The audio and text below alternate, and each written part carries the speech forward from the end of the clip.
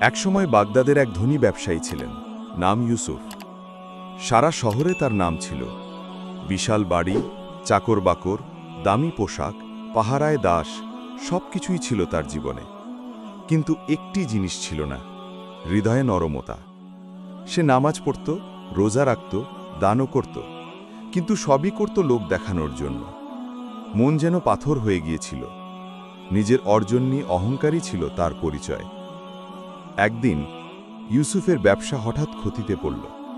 কয়েক মাসের মধ্যেই তার সম্পদ অর্ধেকেরও বেশি শেষ হয়ে গেল।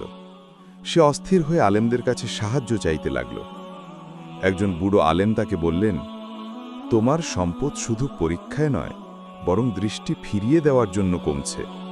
আল্লাহ মানুষের হৃদয় নরম করতে কখনো কখনো দুনিয়া কমিয়ে দেন। ইউসুফ হাসতে হাসতে বলল, আমার হৃদয়ের কি সমস্যা? আমি তো নামাজ রোজা করি।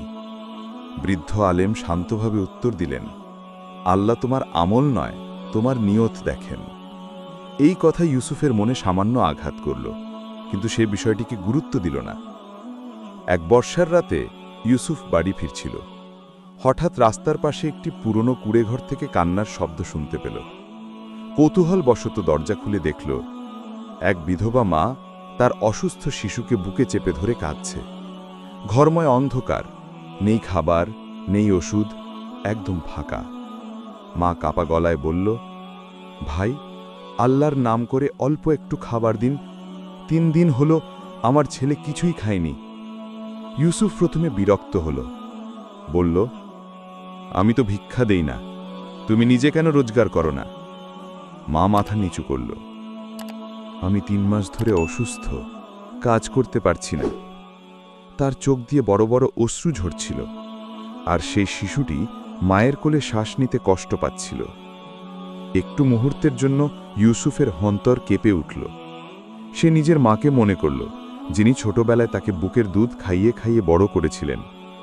মায়ের চোখের সেই অশ্রু মনে আসতেই পাথরের মতো জমে থাকা তার হৃদয় একটু নরম হয়ে গেল। ইউসুফ বলল, তোমরা এখানেই থাকো, আমি খাবার আনছি। সে নিজের বাড়ি থেকে দুধ, রুটি, ঔষধ এনে দিল। শিশুটি খাবার খেয়ে একটু হাসল। এমন হাসি ইউসুফ বহু বছর পর দেখল। মা কান্না আটকাতে পারল না, বলল, আপনি আমাদের জন্য ফেরেশতার মতো এলেন। আল্লাহ আপনাকে সঠিক পথে ফিরিয়ে আনুক। এই একটি কথাই ইউসুফের বুক কেঁপে উঠল। সে মনে মনে ভাবল, আমি সঠিক পথ থেকে সরে গিয়েছিলাম নাকি? সেই রাতেই ইউসুফ ঘুমাতে পারল না। বিধবা মায়ের চোখের পানি তার মাথায় যেন বোঝা হয়ে রইল। সুবহে সাদিকের সময় সে মসজিদে গিয়ে মাথা নিচু করে দাঁড়িয়ে কান্নায় ভেঙে পড়ল। তার জীবনের প্রথম সত্যিকার তওবার অশ্রু, যে অশ্রুর জন্য আল্লাহ বলেন, এক মুমিনের একটি অশ্রু ফোঁটা জাহান্নামের আগুন নেভানোর জন্য যথেষ্ট। সেই দিন থেকে ইউসুফ বদলে গেল। তার দান সদকা হলো গোপনে, মানুষের উপকার করা হলো অভ্যাস। হৃদয়ের কঠিনতা দূর হয়ে শান্তি ফিরে এলো। 10 বছর পর ইউসুফ তখন শহরের সেরা সৎ ব্যবসায়ী। মানুষ বলে, ইউসুফের দোকানে ঠকানোর ভয় নেই, আল্লাহ তার রিজিক বাড়িয়ে দেন। একদিন সেই বিধবা মাকে আবার দেখতে পায়। শিশুটি তখন বড় হয়ে গেছে, কুরআন শেখে। তারা আজও দোয়া করে, হে আল্লাহ, যেদিন আমাদের দরজায় এক মানুষকে পাঠিয়েছিলে, সেদিন থেকে আমাদের জীবন বদলে গেছে। ইউসুফ হাসল, ভিজে চোখে শুধু বলল, আসলে সেদিন তোমাদের দরজায় গিয়ে আমার জীবনটাই বদলে গিয়েছিল।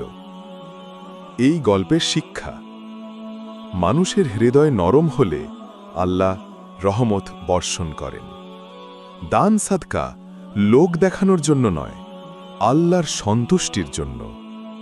একটি অশ্রু ফোঁটা পুরো জীবন বদলে দিতে পারে। অন্যের কষ্ট অনুভব করাই ঈমানের মূল সৌন্দর্য। ভিডিওটি ভালো লাগলে লাইক, কমেন্ট, সাবস্ক্রাইব করে সাথেই থাকুন ইনশাল্লাহ।